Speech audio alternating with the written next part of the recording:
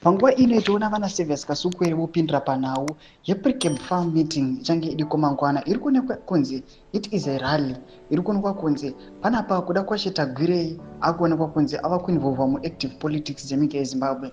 Vanhu kubva yesterday vakaona flyers amuri kuona ari kukambeina for this Precamp rally. Mapictures ari kutendera, but chinhu chiri kushamisa vanhu ndechekuti vari kuona kuda kwachita Gwirei ndiye ari pa main, ndo picha rake ndo rihombe kudarika riri mutungamiri wenyika. Sana pina mashoko anokudanyorwa panapa ndobva subscribe like on the bell icon. Toona Servius Kasukwere anokuda chiposta achiti Precamp is not the political capital of Zimbabwe.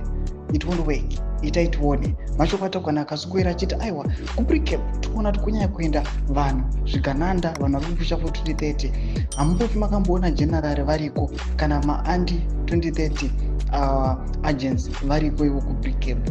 Kuri kunzi this move kuchionekwa na Gwirei vamuri kuona vari kunoenda iko kuPrecamp.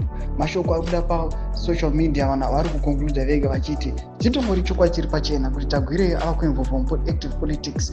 This is Gwirei's ascension. Now ava kupinda kupresidency. We do not know. Hatingauyi panapa seplatform ino tichikuudza kuti Gwirei achada kureplace ani kana kuita sei. We do not do that. But zviri kunyanya kupa signal yekuti panguva ino those vari kuona vari kutoona mamoves ari kuitwa the regime. What kind of rally? Panhu panozikana kunzi parally, panhu pane pachionekwa kunzi they are trying to endorse someone.